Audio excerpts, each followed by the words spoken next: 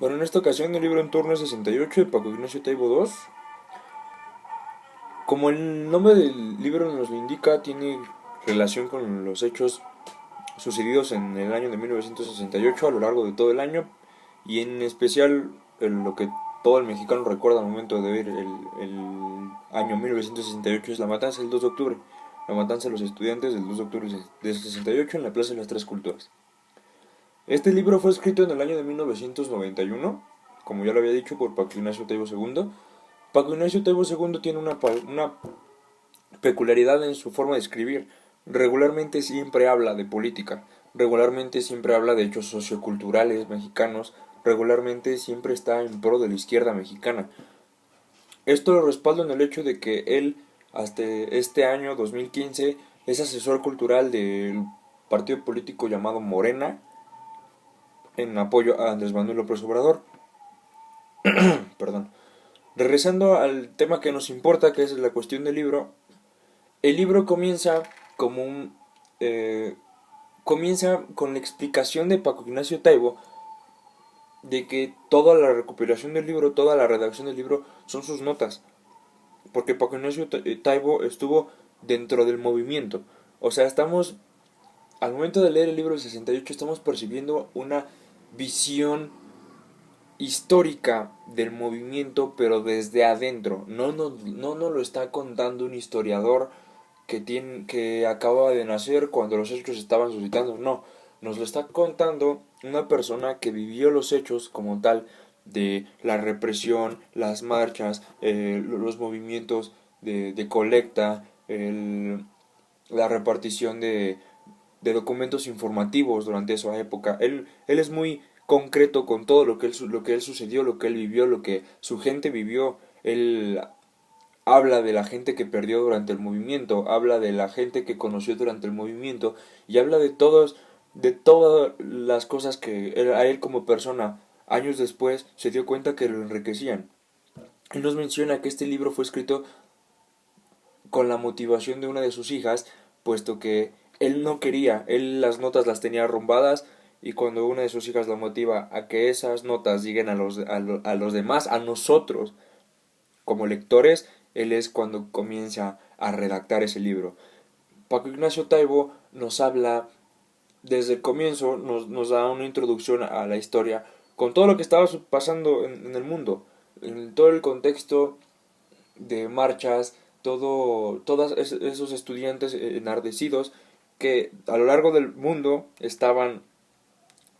queriéndose hacer escuchar. Y México no fue la excepción, México no fue la excepción,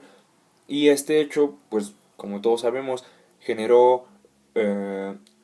repetidos actos de represión en contra de los estudiantes por parte de la autoridad. Paco Ignacio es muy es muy directo, es muy concreto en su manera de explicarnos todos los hechos. Él comenta desde cuando los estudiantes para movilizarse empiezan a secuestrar camiones, y en menos de 10 minutos los camiones ya estaban totalmente pintados de blanco con letras en negro, o de negro con letras en blanco, o los alumnos que iban de las facultades cerradas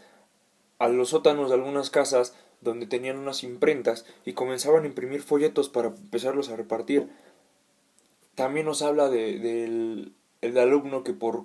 necesidad empieza a vender a sus compañeros, y sus compañeros empiezan a caer en manos del gobierno, compañeros que él indica como desaparecidos, compañeros de los que él nunca volvió a saber, no sabe a ciencia cierta si murieron, si desaparecieron,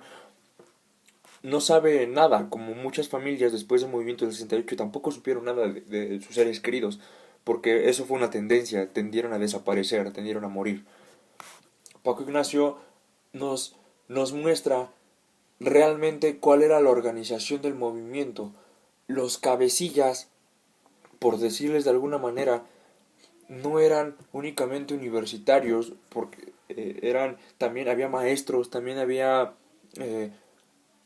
rectores, también había directivos, mucha gente apoyó el movimiento, pero los los principales líderes, que sí eran estudiantes, tenían mucho impacto sobre la comunidad estudiantil. Eran unas personas demasiado letradas, con mucho conocimiento, a pesar por decir, poca experiencia, de su poco conocimiento, de su poca preparación, estamos hablando de una licenciatura. Paco Ignacio es muy detallista con el modo en el que describe a cada uno de los personajes, el modo en el que describe cada uno de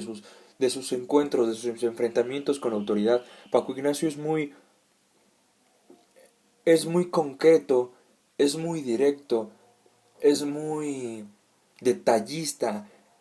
En lo particular, ese tipo de lecturas